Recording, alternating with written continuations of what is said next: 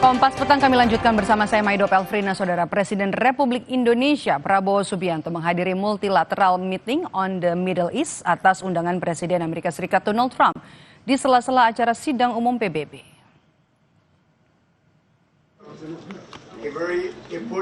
Pertemuan digelar terbatas di ruang konsultasi Dewan Keamanan PBB di New York, Selasa waktu setempat. Trump mengundang negara-negara yang dipandang memiliki pengaruh besar dan juga berkontribusi nyata bagi upaya perdamaian di kawasan Timur Tengah, diantaranya Indonesia.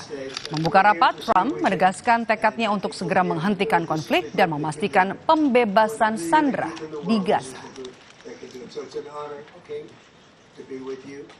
And we appreciate it. Tamim, the job you've done is incredible. Pak Presiden. Dalam sesi ini, Presiden Republik Indonesia Prabowo Subianto mendapat pujian dari Presiden Amerika Serikat Donald Trump. Trump menilai pidato Prabowo penuh ketegasan dan energi, bahkan menyebut gaya komunikasinya mampu menggugah perhatian para pemimpin dunia. Momen ini terjadi di ruang konsultasi Dewan Keamanan PBB di New York ketika Prabowo menghadiri multilateral meeting on the Middle East atas undangan Trump.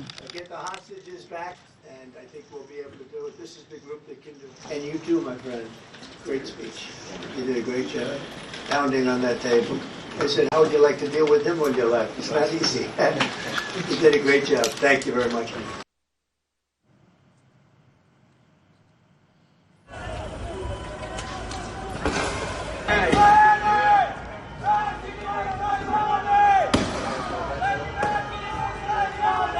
Sementara itu di Italia, puluhan ribu warganya turun ke jalan di berbagai kota dalam aksi solidaritas terhadap rakyat Palestina. Gelombang unjuk rasa ini terjadi juga karena pemerintah Italia di bawah Perdana Menterinya menegaskan untuk saat ini tidak mengakui negara Palestina.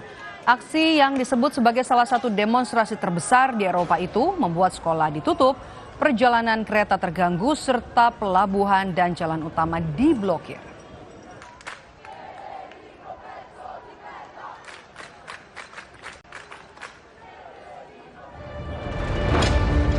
Indonesia is prepared to deploy 20,000 or even more of our sons and daughters to help secure peace in Gaza. Dalam salah satu bagian pidato di sidang Majelis Umum PBB, Presiden Prabowo Subianto dengan tegas mengatakan Indonesia telah menyiapkan 20.000 lebih putra-putri terbaik untuk mendukung perdamaian dunia. Tidak hanya di Gaza Palestina, namun juga di wilayah-wilayah konflik lainnya, dari Ukraina, Sudan, hingga Libya. Prabowo juga berkomitmen dan percaya pada PBB terkait perdamaian dunia.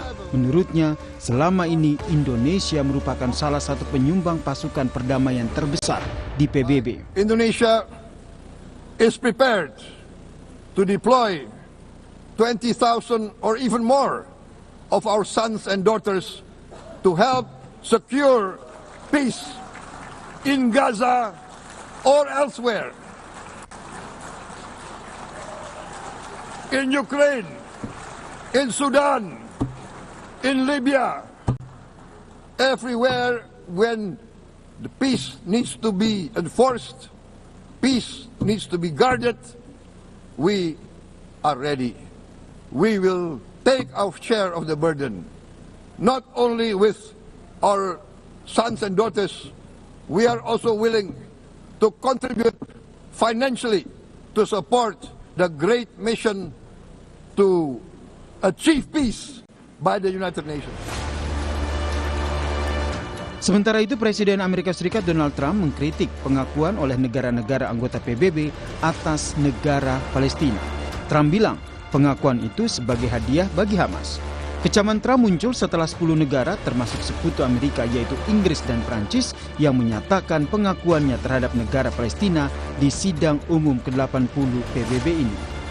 As everyone knows, I have also been deeply engaged in seeking a ceasefire in Gaza. Have to get that done. Have to get it done. Unfortunately, Hamas has repeatedly rejected reasonable offers to make peace. We can't forget October 7th, can we? now, as if to encourage continued conflict, some of this body is seeking to unilaterally recognize a Palestinian state. The rewards would be too great for Hamas terrorists for their atrocities. This would be a reward for these horrible atrocities, including October 7th, even while they refuse to release the hostages or accept a ceasefire. Selain Indonesia, sejumlah negara Eropa kini berdiri mengakui Palestina. Presiden Prancis Emmanuel Macron resmi menyatakan Prancis mengakui Palestina sebagai negara. Sehari sebelumnya, di tengah persiapan sidang umum PBB di New York, Inggris juga resmi mengakui Palestina, disusul Kanada dan juga Australia. Saat ini lebih dari 150 dari 193 negara anggota PBB telah resmi mengakui kedaulatan Palestina. Jumlah ini mencakup 81% anggota PBB. Ini pun menunjukkan PBB secara de facto sudah mengakui kemerdekaan Palestina karena 3/4 dari anggota PBB telah mengakui kemerdekaan Palestina. Tim Liputan, Kompas TV. Gelombang